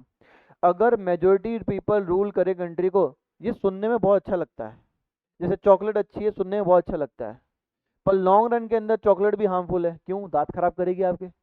वैसे ही बोलना है अपन को भी इसमें कि मेजोरिटी अगर रूल करती है ये तो बहुत अच्छा है, पर लॉन्ग रन के अंदर ये लोगों के मन के अंदर क्या करेगा? डिसयूनिटी पैदा करेगा। ठीक है। फिर आता है एक वर्ड, ट्रैनी। ट्रैनी मतलब होता है use of excessive control of the majority is not only oppressive for the minority community but sometimes it also create problem to the majority class itself। ये समझाता हूँ मैं आपको। इसको समझाने के लिए मैं आपको बेस्ट एग्जांपल देता हूँ, बेस्ट एग्जांपल। आमतौर पे ये चीज़ मेरे को दिखती भी है और मैं बोलता भी हूँ कि आपने देखे होंगे कई पेरेंट्स होते हैं वो ओवर स्ट्रिक्ट होते हैं, भयंकर वाले स्ट्रिक्ट, मतलब नेक्स्ट लेवल स्ट्रिक्ट। मेरा एक वन ऑफ द स्टूडेंट था, I will not take the name, but उसके पेरेंट्स का स्ट्रिक्टनेस मैंने देखा है ना, मैंने आज तक नहीं देखा। ही वॉज अच्छा, मतलब ठीक ठाक पढ़ने वाला बच्चा। अब थीटा पढ़ रहा है भैया, उसका फिक्स रूटीन बना दिया कि भैया आपको सुबह 5 o'clock उठना है तो उठना है, चाहे बीमारी हो चाहे कुछ ही हो, उठना है तो उठना है 5 बजे, 5 से 7 पढ़ना है तो पढ़ना है, ब्रेकफास्ट के अंदर ये खाना है तो खाना है, स्कूल जाना है तो जाना है, स्कूल से आने के बाद में डिफरेंट कोचिंग में जाना ही जाना है। हमारा बच्चा तो PCM+B भी लेगा तो लेगा तो लेगा, नीट भी करेगा तो जेई भी करेगा, सब कुछ करेगा। Over strictness, nothing, no television in home, no kind of entertainment, no kind of sports, nothing। इतना बुरा हाल। No phone calls, no relative talks, no friends, nothing. Friend बनना तोड़ दो, इतने स्ट्रिक्ट पेरेंट्स। एंड जब इतने स्ट्रिक्ट पेरेंट्स थे ना, लास्ट रिजल्ट क्या रहा? बच्चा ने सुसाइड कर लिया। क्यों? क्योंकि we humans are social animals. ये लाइन बिल्कुल ट्रू है, हम लोग सोशल एनिमल्स है, we can not live in alone. आप देखो कितने लोग अलोन लेते हैं और वो जिंदा रह पाते, जरा देर तक नहीं रह पाते सर। कुछ ऐसी जॉब्स होती हैं जहां अलोन रहना पड़ता है, तो वहां पे भी जॉब छोड़ के आनी पड़ जाती है लोगों को। भैया अकेलापन खा जाता है इंसान को। दैट इज वाई कि हम लोग सोशली बिलोंग करते हैं, हम सोशल कम्युनिटी में रहते हैं। ठीक है, बचपन से रहते आए हैं तो एकदम से अकेले कैसे हो जाएंगे? तो इस तरीके से ट्रेनी, जब आप एक्सेसिव कंट्रोल करते हो ना, तो वो मेजोरिटी माइनॉरिटी के लिए तो हार्मफुल है ही, कभी कभार तो मेजोरिटी भी खतरनाक हो जाती है बेटा। मेजोरिटी रूल भी खतरनाक हो जाता है खुद मेजोरिटी के लिए भी, जैसे पाकिस्तान का हो रहा है। They try to control and now Pakistan in trouble, क्योंकि अब उनके देश के अंदर उनका जो धर्म है, इस्लाम धर्म है, वही खतरा बन चुका है। जो वो चाहते थे कि मेजोरिटी का रूल हो रहा है, पर वही खतरा है अब। क्यों खतरा है भैया? बम पटाखे वहीं फट रहे हैं, समझ में आ गया लोगों को? तो यही होता है, एक्सेसिव कंट्रोल के बाद में जो कर रहा होता है कंट्रोल, उसके लिए ही प्रॉब्लम खड़ी हो जाती है। ठीक है, तो ये थे कुछ prudential reasons. Now will read moral reasons. Moral मतलब नैतिक, इंसानियत की बात करते हैं कि क्यों पावर शेयरिंग करना जरूरी है, क्यों पावर को बांटना जरूरी है। तो यहाँ पे देखो कितना अच्छे से लिखा हुआ है पावर शेयरिंग करना जरूरी क्या है। क्योंकि कहीं ना कहीं पावर शेयरिंग जो होती है ना, वो डेमोक्रेसी की स्पिरिट को क्या रखती है? जिंदा रखती है। डेमोक्रेसी का जो मेन वो कह सकते हो आप फॉर्मूला है ना, वो क्या है? Power sharing. डेमोक्रेसी ऐसा नहीं कि कागजों में डेमोक्रेसी हो। Democracy is what? जब लोग उस डेमोक्रेसी का एक्सरसाइज करे, आपस में पावर शेयर करे। जैसे China is a democratic country, पर is it? No, China is not a democratic country, but in papers it is a democratic country. China अपने आप को डेमोक्रेटिक कंट्री बोलता है। They hold election every 5 years, but वहां पे केवल एक ही पार्टी है। पीपल के पास चॉइस ही नहीं कि दूसरी पार्टी को वोट कर सके। मतलब मैं आपको बोलूं बेटा क्या खाना है, और बोलूं कि बेटा वैसे ये खाना, यही थाली में है, तो आप क्या बोलोगे? सर मेरे पास तो चॉइस कहाँ है, मुझे खाना ही पड़ेगा ये वाला चीज। वही चाइना कर रहा है, और in paper they are showing that they are democratic country. पर क्या वाकई में डेमोक्रेटिक कंट्री है? क्या people has choice? No, people has no choice.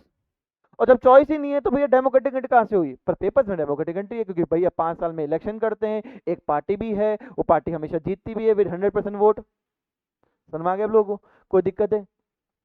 तो भैया अगर मैं पावर शेयरिंग की बात करूँ ना, तो पावर शेयरिंग जो है ना, वो डेमोक्रेसी की आत्मा है, उसको जिंदा रखती है। People have right to consult on how they are to be govern.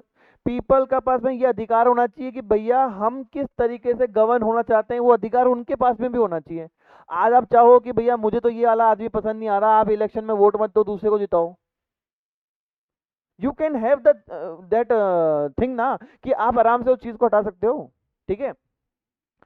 और लेजिटिमेट गवर्नमेंट, एक सही और सटीक गवर्नमेंट वो होती है जहां पे सिटीजन जो है वो पार्टिसिपेशन के साथ में उस सिस्टम का पार्ट बने। और ये एक मोरल रीजन है कि पावर शेयरिंग करना क्यों जरूरी है, क्योंकि पावर शेयरिंग जो है वो डेमोक्रेसी की स्पिरिट को जिंदा रखती है। ठीक है, कोई दिक्कत है बेटा? ये प्रूडेंशियल और मोरल रीजन हमें दोनों ही पढ़ ली हैं, कोई दिक्कत वाली बात है बेटा? चलो अपन भैया यहाँ पे कंक्लूजन पढ़ेंगे। Take 5 minute of rest, 5 minute का रेस्ट ले लो, क्योंकि ऐसे थोड़ी बोरिंग होती है, बट उसके बाद में अपन दोबारा कवर करते हैं। ठीक है, रेस्ट ही दे रहा हूँ तुम लोगों को, छोड़ नहीं रहा। अब बेटा इसमें अपन क्या कंक्लूजन डिराइव कर सकते हैं, अपन ने दोनों केस समझे, एक समझा बेल्जियम का, एक समझा श्रीलंका का। तो हम क्या कंक्लूजन यहाँ पे ड्राइव करेंगे कि भैया बेल्जियम और श्रीलंका में क्या अंतर था, किस तरीके से चीजें हुई, और जहाँ पे एक ने तो बहुत बिगाड़ा और एक ने बहुत संभाला। तो बोथ बेल्जियम और श्रीलंका जो थी वो डेमोक्रेसीज थी, ये बात बिल्कुल सही है, डेमोक्रेसी दोनों में थी। बट इनका जो डील था, जो इनका डील करने का तरीका था, किस क्वेश्चन पे, पावर शेयरिंग के क्वेश्चन पे, बहुत डिफरेंट था। बेल्जियम के अंदर जो लीडर्स थे बेटा, उनको ये लग गया था कि यूनिटी ऑफ कंट्री जो है वो तभी पॉसिबल है जब हम क्या करेंगे, दूसरों की फीलिंग का रिस्पेक्ट करेंगे, दूसरों के इंटरेस्ट का रिस्पेक्ट करेंगे और उनके रीजन्स को संभालेंगे। On the other hand Sri Lanka ने कहीं ना कहीं मेजोरिटी कम्युनिटी जो थी, उन्होंने फोर्स किया डोमिनेंस दिखाने का ओवर द अदर, और रिफ्यूज कर दिया कि हम अपनी पावर को शेयर नहीं करेंगे, और उन्होंने पूरी कंट्री की यूनिटी को क्या कर दिया, खतरे में डाल दिया। ठीक है, ये कंक्लूजन ड्रॉ हुआ। ठीक है, अब आते हैं हमारे पास में फॉर्म्स ऑफ पावर शेयरिंग, कि कौन कौन से फॉर्म्स ऑफ पावर शेयरिंग, यानी कि किस किस तरीके से हम पावर शेयरिंग कर सकते हैं। तो पहला तरीका है डेमोक्रेसी के अंदर पावर शेयरिंग करने का, वो है कि भैया ऑब्वियस सी बात है कि पीपल जो है वो हमारे पॉलिटिकल पावर के सोर्स होते हैं डेमोक्रेसी में, क्योंकि पीपल जो होते हैं वो अपने रिप्रेजेंटेटिव को चुनते हैं इलेक्शन से, तो पीपल आर पावरफुल। ठीक है, पीपल जो है rule themselves through institution of self government, लोग जो है वो खुद क्या करते हैं बेटा, यहाँ पर अपने देश चलाते हैं। पर यहाँ पे देश चलाने का तरीका क्या होता है बेटा, हमारे पास कई सारे ऐसे इंस्टीट्यूशंस बने हुए हैं जहाँ से चलाते हैं, जैसे फॉर एग्जांपल पार्लियामेंट। अब पार्लियामेंट में वही लोग होते हैं जो कि लोगों ने चुने, जो उनके रिप्रेजेंटेटिव है, तो एक्चुअली में देश कौन चला रहा है, वो लोग ही चला रहे हैं। ठीक है, एक अच्छी डेमोक्रेटिक गवर्नमेंट जो होती है बेटा, वहाँ पे क्या होता है कि हर एक के पास में पब्लिक पॉलिसी बनाने के अंदर वो कहीं ना कहीं कुछ ना कुछ अपना योगदान देता ही देता है। ठीक है, सो इन अ डेमोक्रेसी पॉलिटिकल पावर जो होती है उसको डिस्ट्रीब्यूट करना चाहिए, जितने सिटीजन्स हो उतने सिटीजन्स के अंदर में डिस्ट्रीब्यूट करना ही चाहिए। अब डिस्ट्रीब्यूशन ऑफ पावर के दो तरीके हैं, एक है हॉरिजॉन्टल डिस्ट्रीब्यूशन ऑफ पावर, और एक है बेटा मेरा बच्चों हमारे पास है वर्टिकल डिवीजन ऑफ पावर। लो, वर्टिकल डिवीजन ऑफ पावर। तो अपन इस हॉरिजॉन्टल डिवीजन ऑफ पावर को पढ़ेंगे and then vertical division of power को पढ़ेंगे, तो जाके हमको समझ में आएगा कि बेटा कौन कौन सी चीजें हमारे पास में होती है। ठीक है, क्लास 10th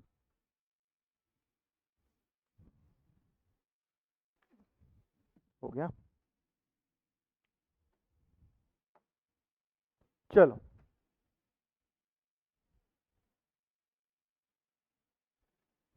पहला है बेटा हॉरिजॉन्टल डिस्ट्रीब्यूशन ऑफ पावर।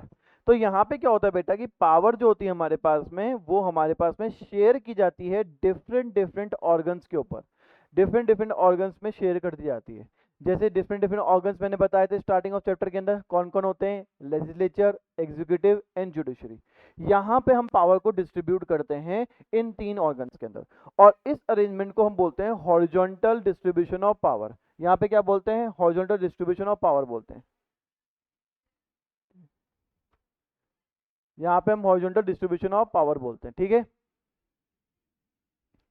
चलो सर यहाँ पे हॉरिजॉन्टल डिस्ट्रीब्यूशन पावर क्यों बोलते हैं, क्योंकि ये तीनों के तीनों जो ऑर्गन्स है ना बेटा, ये सेम लेवल पे है, एक ही लेवल पे है।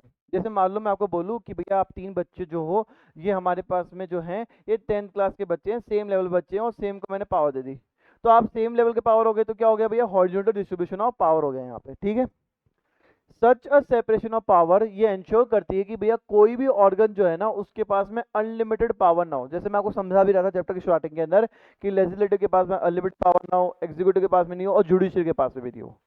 हर एक ऑर्गन दूसरे पे चेक रखता है। जैसे लेजिस्लेटिव और एग्जीक्यूटिव ये दोनों चेक किए जाते हैं किसके द्वारा? जुडिशरी के द्वारा। तो जुडिशरी भी बेटा चेक किया जाता है लेजिस्लेटिव और एग्जीक्यूटिव द्वारा। समझ में आया आप लोगों को? This result in balance of power, ये कहीं ना कहीं बैलेंस ऑफ पावर बनाता रखता है। तराजू जो है ना वो किसी के पल्ले पे भारी नहीं होता, मतलब जुडिशरी भारी नहीं है दोनों के ऊपर। तो यहाँ पे बराबर बराबर सबके पावर बांटी गई है। इस अरेंजमेंट को हम बोलते हैं system of check and balance. कि ऐसा अरेंजमेंट करना कि भैया यहाँ पर कोई भी अनलिमिटेड पावर के साथ में ना आए, सबकी पावर लिमिटेड हो, सबकी पावर बराबर हो, और सब एक दूसरे के ऊपर चेक रखे। इसको बोलते हैं, सिस्टम को बोलते हैं check and balances. For example मैं आपको बता ही चुका हूँ कि जजेस जो होते हैं उनको कौन अपॉइंट करता है? Executive. But they can check the functioning of executive और law made by the legislature, जो कि आपको बता भी चुका हूं मैं कि भैया जो कानून बनता है वो भी कौन चेक करता है? जुडिशरी। जो एग्जीक्यूटिव की फंक्शनिंग है वो भी कौन चेक करता है? जुडिशरी। पर इनको अपॉइंट कौन करता है? एग्जीक्यूटिव। तो कहीं ना कहीं एक दूसरे की पावर के ऊपर ये क्या करते हैं? चेक रखते हैं। अब आ जाओ फेडरल गवर्नमेंट या वर्टिकल डिवीजन ऑफ पावर। इसमें क्या होता है बेटा कि पावर जो होती है इसको हम शेयर करते हैं among the government at different levels. जैसे मैं आपके स्कूल में बोलूं कि भाई 12th क्लास का, एक 10th क्लास का और एक 8th क्लास का, तो मैं बोलूं भैया 12th वाले को बोलूं कि भैया 12th वाले तू तेरे नीचे जितनी भी क्लास है उसको कंट्रोल कर, 10th वाले तेरे को जितनी भी नीचे क्लास है उसको कंट्रोल कर, और 8th वाले तेरे को जितनी। तो यहाँ पर बच्चे जो हैं वो डिफरेंट डिफरेंट लेवल पे हैं, और क्योंकि वो डिफरेंट डिफरेंट लेवल पे हैं तो यहाँ पे एक बन रहा है वर्टिकल डिवीजन ऑफ पावर। ये इस पे कंट्रोल, ये इस पे कंट्रोल, ठीक है। इस तरीके से वर्टिकल डिवीजन ऑफ पावर बन रहा है, जो कि जैसे कि आपको देखने को मिलता भी है। आपने देखा भी होगा इंडिया के अंदर सेंट्रल गवर्नमेंट है, इंडिया के अंदर सेंट्रल गवर्नमेंट है, और सेंट्रल गवर्नमेंट के नीचे कौन है भैया? State government. कौन है? State government. और स्टेट गवर्नमेंट के नीचे कौन है बेटा? Local government. ठीक है, इस तरीके से वर्टिकल डिवीजन ऑफ पावर आपको देखने को मिलता है। एक जनरल गवर्नमेंट होती है पूरी कंट्री के लिए, जैसे हमारी कंट्री के लिए सेंट्रल गवर्नमेंट है, और उसके बाद में हमारे पास में प्रोविंशियल या फिर रिलीजन लेवल पे भी क्या होती है? गवर्नमेंट्स होती है, जो कि हमारे स्टेट गवर्नमेंट और लोकल गवर्नमेंट है। ठीक है,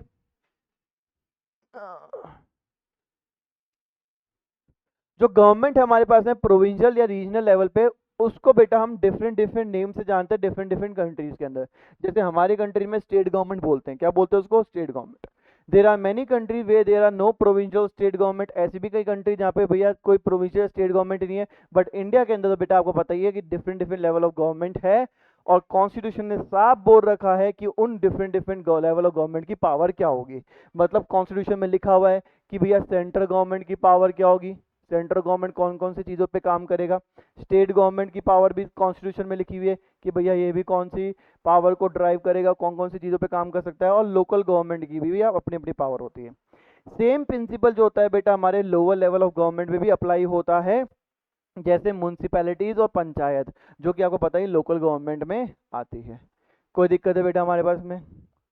हमने पढ़ा था बेल्जियम के अंदर कम्युनिटी गवर्नमेंट, तो वो भी कहीं ना कहीं हमारे पास में एक पावर डिवीजन का ही एक टाइप है, कम्युनिटी गवर्नमेंट। यहाँ पे क्या होता है कि पावर जो होती है ना बेटा वो डिफरेंट डिफरेंट सोशल ग्रुप्स के अमंग में शेयर की जाती है। जैसे रिलीजियस एंड लिंग्विस्टिक ग्रुप्स हो गए, लिंग्विस्टिक ग्रुप्स हो गए, यहाँ पे डॉट है। Community government in Belgium is also good example of this arrangement, जो हमने देखा था बेल्जियम के अंदर। कुछ कंट्री के अंदर इन जो कम्युनिटी गवर्नमेंट है इनको कॉन्स्टिट्यूशन में पावर दे दी गई है, और इनके लिए लीगल अरेंजमेंट्स कर दिए गए हैं ताकि जो सोशल वीकर सेक्शंस हैं और जो महिलाएं हैं उनको भी कहीं ना कहीं लेजिस्लेचर और एडमिशन के अंदर बेटा क्या करे? रिप्रेजेंट किया जाए। और इस मेथड से हम माइनॉरिटी कम्युनिटी को एक फेयर शेयर इन पावर दे देते हैं। जैसे हमने बेल्जियम में देखा था कि बेल्जियम में हर एरिया के अंदर क्या कही थी? कम्युनिटी गवर्नमेंट को खोला गया था, स्टैब्लिश किया गया था, और वहाँ पे irrespective of their language speak linguistic group, वो क्या कर सकते हैं? वहाँ पे कोई भी व्यक्ति वोट दे सकता था, खड़ा हो सकता था इलेक्शन के लिए। ठीक है, ऐसे ही कुछ यहाँ पे होता है। आजकल बहुत फेमस चल रही है वो है कोलिशन गवर्नमेंट।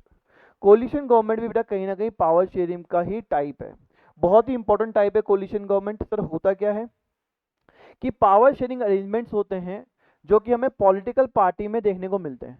आपने सुना होगा अभी जो इलेक्शन हुआ है ना बेटा, अभी जो इलेक्शन हुए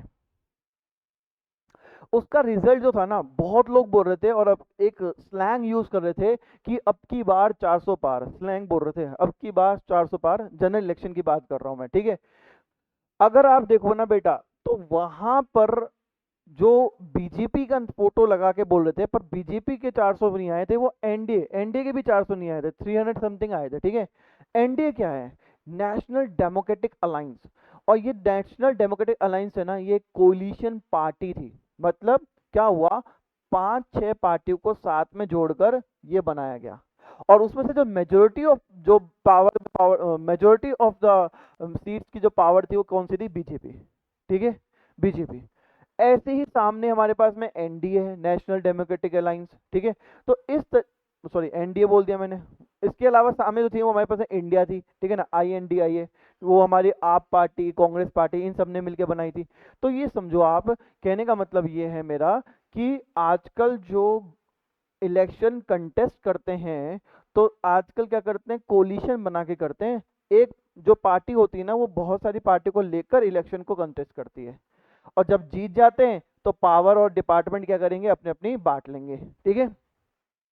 पावर शेयरिंग अरेंजमेंट हमारे को पॉलिटिकल पार्टी में देखने को मिलता है, प्रेशर ग्रुप में देखने को मिलता है, मूवमेंट कंट्रोल में देखने को मिलता है, और इन्फ्लुएंस करता है जो पावर में है। डेमोक्रेसी के अंदर सिटीजन्स के पास में ये अधिकार है कि वो जो चाहे वो चाहे कंटेंडर को चूज कर सकता है। आपकी मर्जी है कि आपको कौन से को वोट देना है, कौन सी पार्टी को वोट देना है। पार्टी को नहीं भी वोट देना है तो उसका भी ऑप्शन होता है। तो आपको हर चीज का आपके पास पूरा अधिकार होता है। डेमोक्रेसी के अंदर पावर जो होती है बेटा, वो different different political party share करती है, जो कि बेटा डिफरेंट डिफरेंट आइडियोलॉजी को बिलोंग करती है और डिफरेंट डिफरेंट सोशल ग्रुप्स को बिलोंग करती है। Sometime this kind of sharing जो होती है वो डायरेक्ट होती है, जब दो या दो से ज्यादा पार्टी जो होती है वो एक अलायंस फॉर्म कर लेती है ताकि वो इलेक्शन को कंटेस्ट कर सके। जैसे कि आमतौर पर आपको दिखता है एनडीए, ठीक है। If there alliance is elected, ये हमारी कोलिशन गवर्नमेंट बनाती है और अभी शेयर करती है पावर में, जो कि अभी करंटली कर रही है बीजेपी। अपने अलायंस के साथ में क्या कर रही है, गवर्नमेंट को रन कर रही है। बीजेपी अकेली मेजोरिटी नहीं जीती थी, एनडीए के साथ में जीती थी। समझ में आया आप लोगों को? कोई दिक्कत है? Last, different interest group. और डिफरेंट इंटरेस्ट ग्रुप भी बेटा हमारे पास में टाइप ऑफ पावर शेयरिंग करते हैं। Sir different interest group type of power sharing कैसे करते हैं, तो उसको समझाइए। तो देखो इसमें लिखा हुआ है कि जब भी हमारी डेमोक्रेसी होती है तो there are different interest groups like traders, businessman, industrialist, farmer, industry worker. और कहीं ना कहीं बेटा ये भी गवर्नमेंट पावर के अंदर अपना शेयर रखते हैं। आप खुद सोचो, अभी कुछ दिनों पहले की बात है जहां पर कहीं ना कहीं पूरे इंडिया की एयरलाइंस को कंट्रोल करने वाला इंडिगो ने ठप कर दिया था अपना ऑपरेशन। तो भैया गवर्नमेंट को भी झुकना पड़ा, जो गवर्नमेंट को भी रूल्स चेंज करने पड़े, क्योंकि बेटा बहुत लोग सफर करेंगे। क्योंकि आप समझो ना, अगर आपके इंडिगो जो कि majority of 60% of the passenger जो है इंडिगो जो है ट्रेवल करते हैं, अगर वो अपना बिजनेस अपना रोक लेगा थोड़े दिनों के लिए, तो बेटा ऑब्वियस सी बात है ना, लोग जो होंगे फ्लाइट कैंसिल होगी, लोग परेशान होंगे, तो गवर्नमेंट पे प्रेशर आएगा। तो ये वही बात कर रहे हैं भैया, बड़े बड़े इंडस्ट्रियलिस्ट एसोसिएशन बना के चलते हैं, गवर्नमेंट से डिमांड करते हैं कि भैया हमें टैक्स में रिबेट दो, हमें ये करो वो करो। फार्मर्स डिमांड करते हैं, अभी फार्मर्स आंदोलन चल भी रहा था थोड़े टाइम पहले दिल्ली के पास में। They also have a share in government power. इनका कहीं ना कहीं बेटा गवर्नमेंट पावर में शेयर भी होता है through participation in government communities. ये डिफरेंट डिफरेंट गवर्नमेंट कम्युनिटीज के अंदर पार्टिसिपेट करते हैं और वहां पर कहीं ना कहीं शेयर रखते भी हैं। और कहीं ना कहीं बेटा ये डिसीजन मेकिंग प्रोसेस को इन्फ्लुएंस भी करते हैं, यानी कि जो भी हमारे गवर्नमेंट डिसीजन लेकर आती हुए उसको बहुत ज़्यादा क्या करते हैं, ये इन्फ्लुएंस करते हैं, बहुत ज़्यादा पावरफुल बन जाते हैं अगर ये साथ में होते हैं। आप खुद सोचो, अगर देश के सारे इंडस्ट्रियलिस्ट अगर एक साथ में हो गए तो बेटा ऑब्वियस ही बात है गवर्नमेंट को झुकना पड़ेगा, गवर्नमेंट को उनकी बात सुननी ही पड़ेगी। क्योंकि इंडस्ट्री नहीं तो भैया इकोनॉमी नहीं, इकोनॉमी नहीं तो भाई का आएगा देश, ठीक है। तो ये कहानी हमारे पास में खत्म होती है, चैप्टर हमारा खत्म होता है पावर शेयरिंग का। अपन को नोट्स ढंग से करने हैं, इसके बहुत सारे क्वेश्चन आंसर है जो मैंने बुक में दे रखे हैं, वो भी कंप्लीट करने हैं, ठीक है बेटा। चलो।